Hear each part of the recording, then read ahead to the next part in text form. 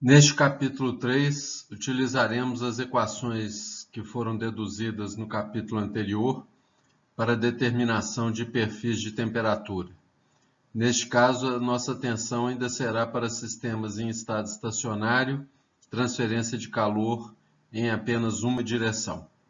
Os objetivos, então, deste capítulo são o de determinação de perfis de temperatura em condições estacionárias unidimensionais, nos diferentes sistemas de coordenadas, considerando casos sem e com geração de calor. A partir destes perfis, nós também vamos avaliar fluxos e taxas de transferência de calor e, finalmente, introduzir o conceito de resistências térmicas por condução e por convecção. Os tópicos que serão abordados neste capítulo são listados neste slide.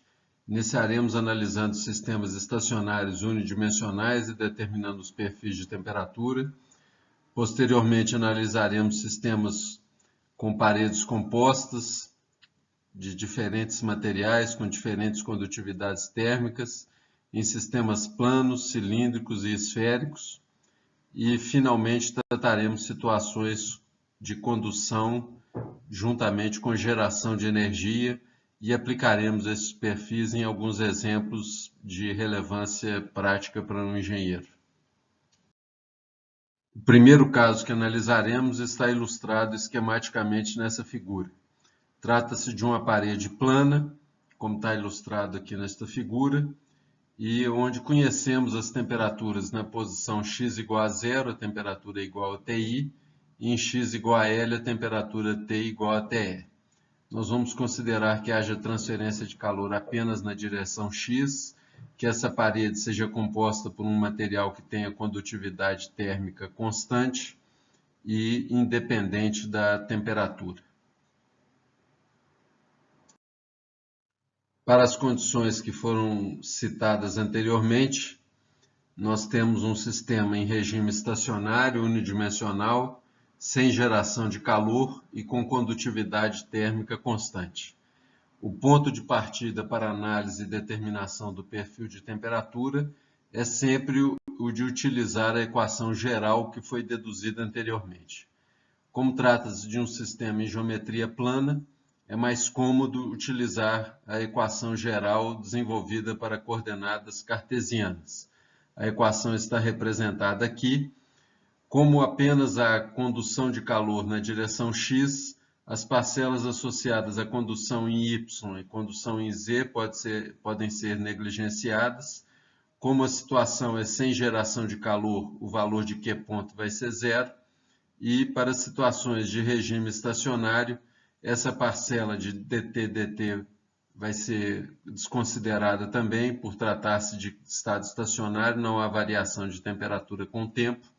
E aí, considerando todas essas simplificações, a equação geral vai ficar na forma descrita nesta equação que está aqui. E com a consideração de condutividade térmica constante, nós podemos passar a condutividade para o lado de fora da derivada. E como não é a condutividade térmica que é igual a zero, nós podemos finalmente chegar à equação diferencial que vai governar o processo de transferência de calor no sistema que estamos analisando. Podemos então proceder à integração da equação anterior, fazendo duas integrações. Nós chegamos inicialmente na primeira etapa, nós utilizamos uma técnica denominada de separação de variáveis, passamos o dx para o lado direito e aí integramos dos dois lados. Como integração e diferenciação são operações inversas, a hora que integrarmos o lado direito e o lado esquerdo, nós vamos obter dt dx, do lado de cá, do lado direito, a integral de 0 dx vai ser zero, mas como estamos fazendo uma integração indefinida, nós acrescentamos uma constante de integração, então podemos afirmar nesse caso que dt dx é igual a C1. Uma constatação associada a essa equação é que se dt dx é uma constante, nós sabemos que nesse caso o perfil de temperatura vai ser um perfil linear, uma vez que o gradiente de temperatura é constante. Como o fluxo de calor é obtido pela equação de Fourier, fazendo o produto de dt dx por menos k, nós podemos também afirmar que, consequentemente, o fluxo de calor também vai ser constante ao longo da direção x. Essa constatação é válida em considerações de estado estacionário, geometria plana e condutividade térmica constante ou não, esse produto vai ser sempre constante para essas situações onde também não há geração de calor. Integrando mais uma vez, usando novamente a técnica de separação de variáveis, passamos o dx para o lado direito da equação e integramos dos dois lados, novamente integração e diferenciação sendo operações inversas, podemos chegar finalmente no perfil de temperatura, que vai ser obtido através de uma expressão linear. Notem que os valores de C1 e C2 terão que ser determinados ainda. No momento, a única coisa que podemos afirmar é que trata-se de um perfil de temperatura linear, uma vez que a temperatura varia com a potência 1 da coordenada x. A determinação das constantes de integração C1 e C2 ela é feita utilizando as condições de contorno. No caso que está sendo analisado, as condições de contorno são a do tipo A, onde foram fornecidos os valores das duas temperaturas nas coordenadas x igual a 0 e x igual a L. Então, o que vamos fazer é aplicar as condições de contorno na distribuição de temperatura que foi determinada anteriormente, e com isso nós determinaremos os valores de C1 e C2 específicos para o problema que está sendo analisado.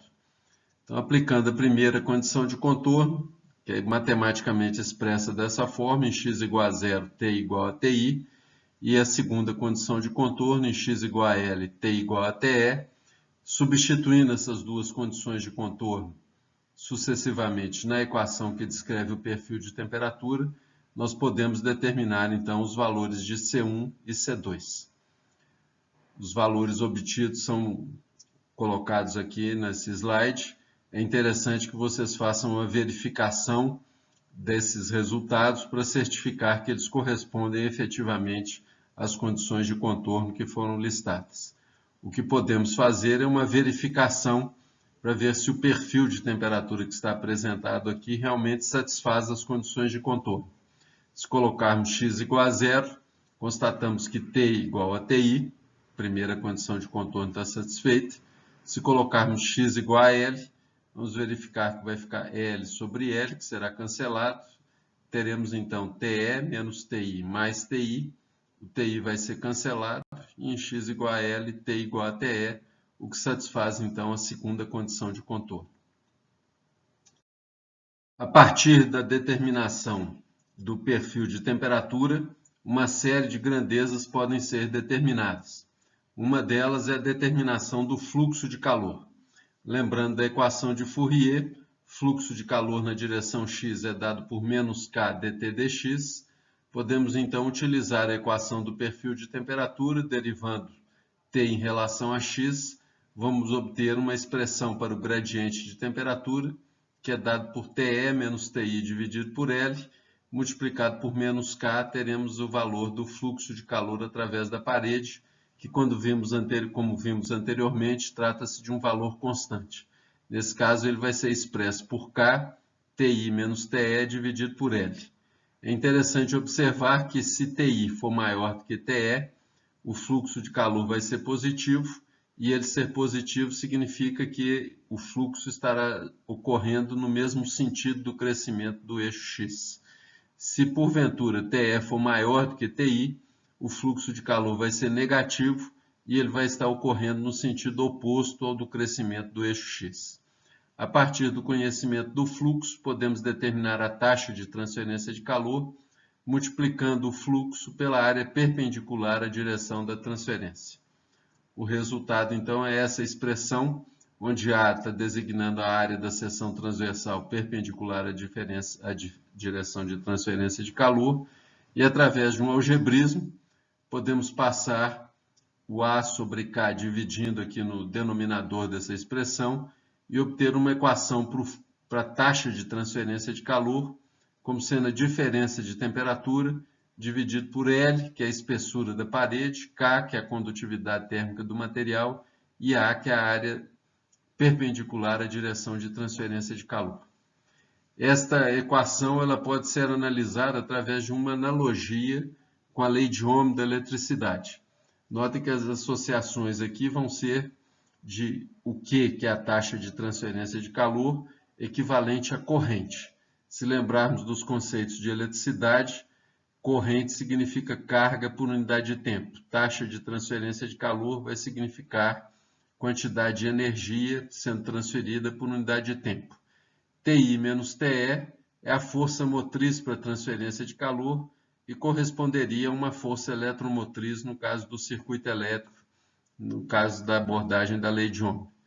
A última analogia, né, se lembrarmos da lei de Ohm da eletricidade, esse parâmetro que aparece aqui no denominador dessa equação seria a resistência, no caso aqui uma resistência térmica por condução, que vai ser expressa então pela razão entre a espessura da parede dividido pela condutividade térmica e a área da seção transversal perpendicular à direção da transferência de calor.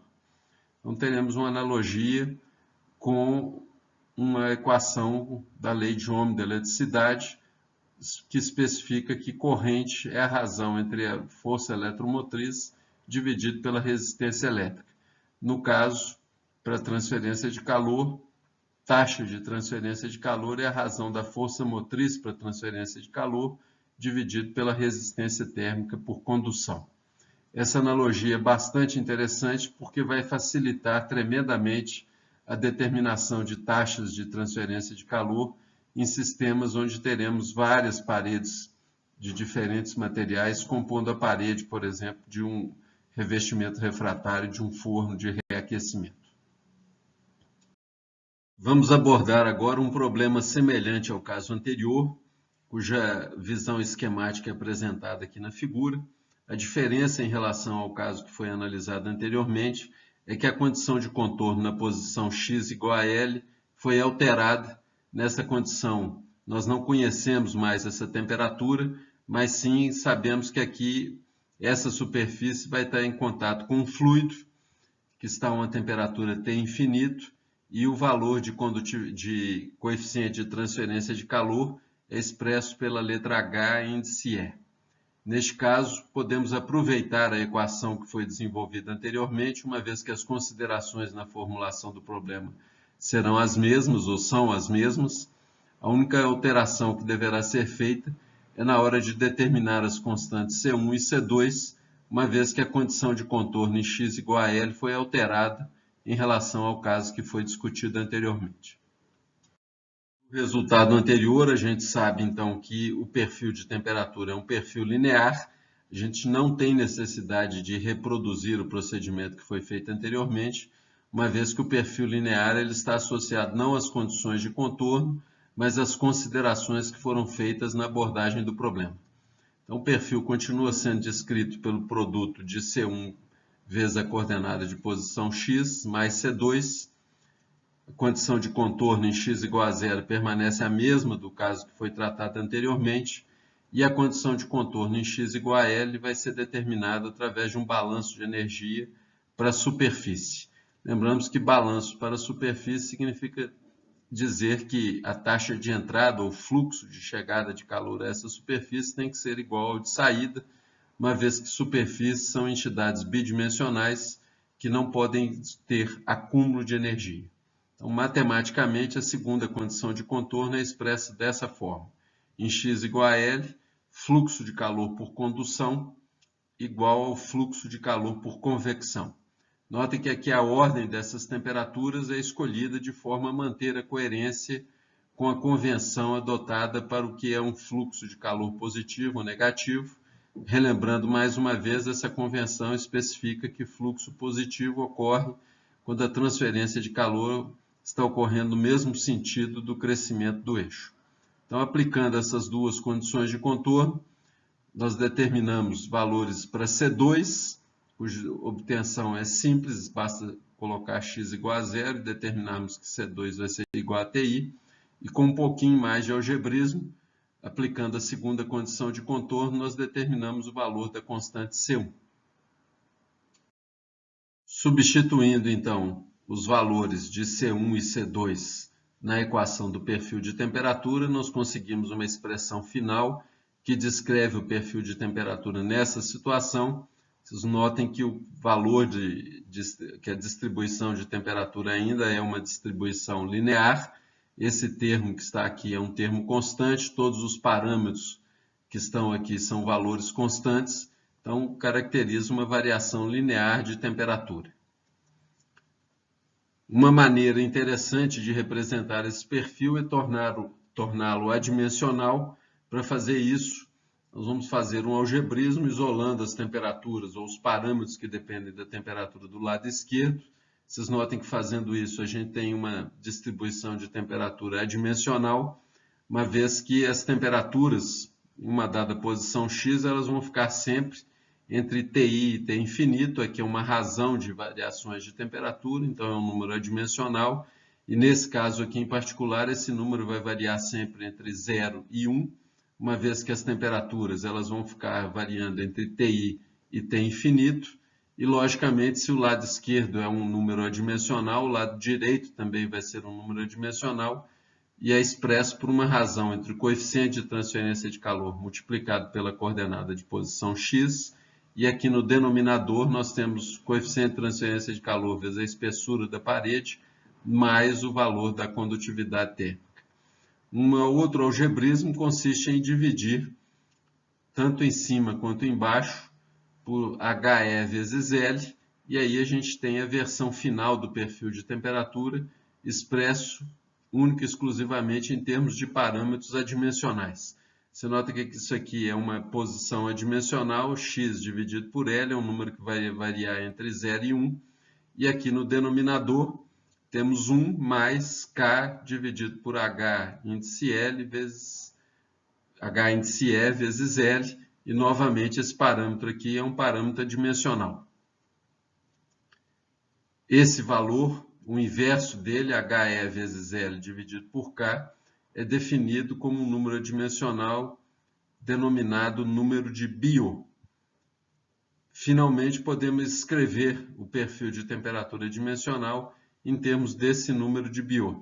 Observem que esse número de Biot é sempre um número positivo, que pode variar de 0, né, o limite inferior dele, e pode caminhar para valores extremamente altos, dependendo da relação entre os valores de HE, de L e de K. Normalmente, o valor do número de Biot é definido, como veremos a seguir, como sendo uma razão de resistências térmicas ao processo de transferência de calor.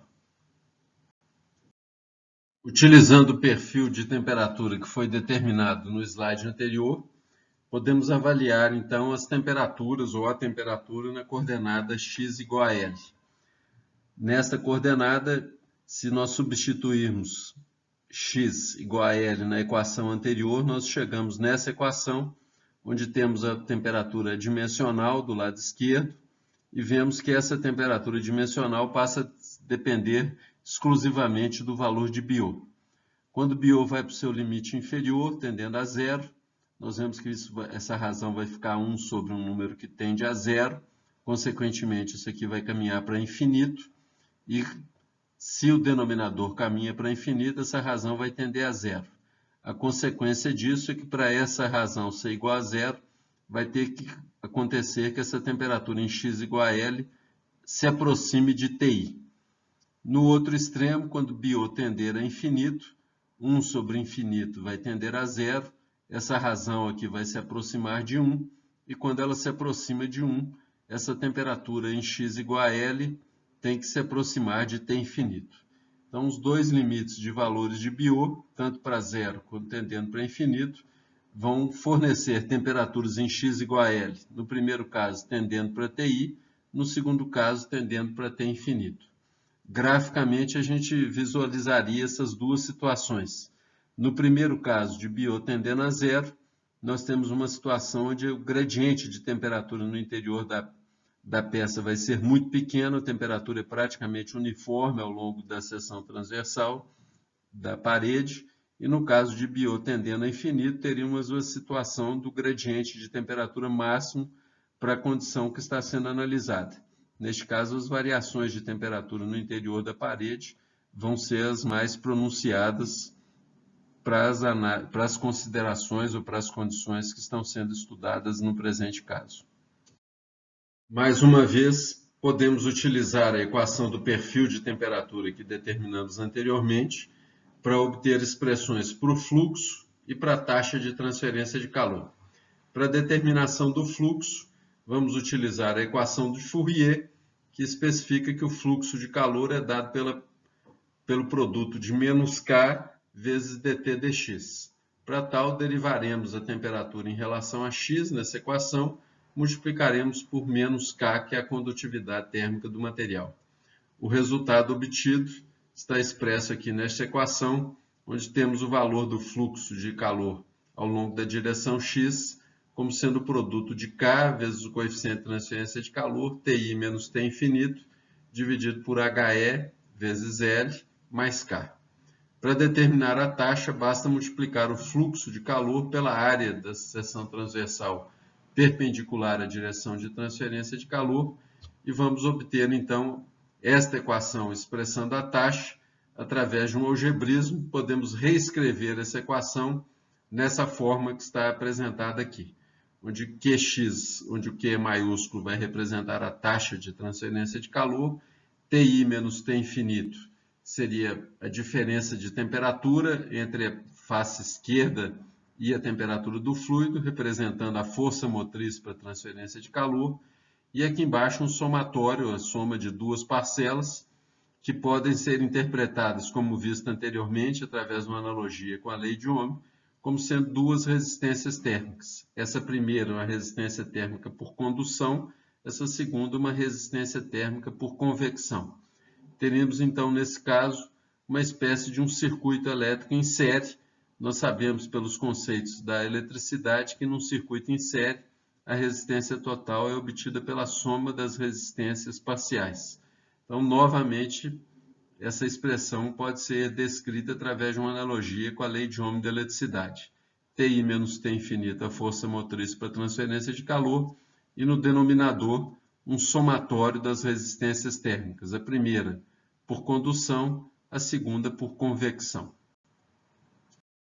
Como foi mencionado no caso anterior, se trocarmos a condição de contorno agora em x igual a zero, poderemos, pela analogia com o circuito elétrico, deduzir de uma forma bem mais simples e rápida uma equação para a taxa de transferência de calor em um sistema como este que está ilustrado aqui. Nota que agora, do lado esquerdo, também temos uma condição de transferência de calor por convecção. Do lado esquerdo, o fluido está numa temperatura T infinito 1. Do lado direito, uma temperatura T infinito 2. Os valores de coeficiente de transferência de calor na face esquerda, H igual a H1. Na face direita, em x igual a L, H igual a H2. Se lembrarmos que isso aqui é um circuito, uma analogia com um circuito elétrico em série, nós podemos afirmar que a taxa de transferência de calor, nesse caso, vai ser dada pela diferença de temperatura dos dois fluidos, né? Ou do mesmo fluido em temperaturas diferentes nas duas faces, dividido por um somatório de resistências térmicas. Nesse caso, temos uma resistência térmica por convecção, uma por condução e uma terceira resistência, neste caso, uma resistência por convecção também. Representação em termos de uma analogia com o circuito elétrico. Aqui a primeira resistência térmica por convecção, a resistência térmica por condução e a segunda resistência térmica por convecção. Temos a força motriz para transferência de calor, que seria o análogo da força eletromotriz no circuito elétrico. A taxa de transferência de calor, que seria o análogo da corrente elétrica que estaria circulando. E, logicamente, nesse caso, estamos lidando com um circuito em série. Desta forma, podemos dizer que a taxa de transferência de calor no sistema que foi ilustrado na figura anterior pode ser determinada através desta equação. Força motriz para transferência de calor e aqui nesse caso um somatório das resistências térmicas, convecção, condução através da parede que estamos analisando e convecção na face direita. Uma generalização que podemos fazer sem muita dificuldade seria essa análise para uma parede composta de diferentes materiais. No caso aqui, 3 materiais, A, B e C. Essa situação é uma situação muito comum em fornos metalúrgicos, onde normalmente se empregam diferentes tipos de revestimentos refratários. Algumas situações temos materiais que não suportam altas temperaturas, então utilizamos um refratário que permita ambientes mais agressivos, em temperaturas mais altas, e nas faces que vão ficar em temperaturas mais baixas, pode-se utilizar então refratários que sejam mais isolantes para reduzir a perda de calor, por exemplo, em um forno. Então, neste caso, novamente, temos um circuito em série. A diferença no caso anterior é que agora temos mais resistências por condução e, logicamente, se houvesse mais paredes com diferentes materiais, nós teríamos uma série de resistências térmicas por condução. Neste caso, a equação para taxa de transferência de calor pode ser obtida diretamente através dessa analogia com o circuito elétrico. Esse slide apresenta a analogia com o circuito elétrico, agora representando as 5 resistências térmicas, sendo 2 delas por convecção e 3 delas por condução de calor através das paredes A, B e C. A equação final que é obtida para a taxa de transferência de calor é apresentada aqui. Diferença entre as temperaturas dos fluidos nas faces em contato com as faces da esquerda e da direita. E aqui o somatório das resistências térmicas. Convecção na face esquerda, convecção na face direita e a condução através dos três materiais que estão compondo a parede. Uma maneira que costuma ser representada também, podemos reescrever esta equação definindo um coeficiente global de transferência de calor, que vai ser simplesmente definido através dessa relação que está aqui. Desta maneira, podemos reescrever a equação para a taxa de transferência de calor, utilizando a área da seção transversal perpendicular à diferença, perpendicular à transferência de calor, multiplicado pelo coeficiente global de transferência de calor, definido através desta equação, e a força motriz para transferência de calor, que é a diferença entre as temperaturas do fluido. Em contato com a face esquerda, tem infinito 1, e em contato com a face direita, tem infinito 4.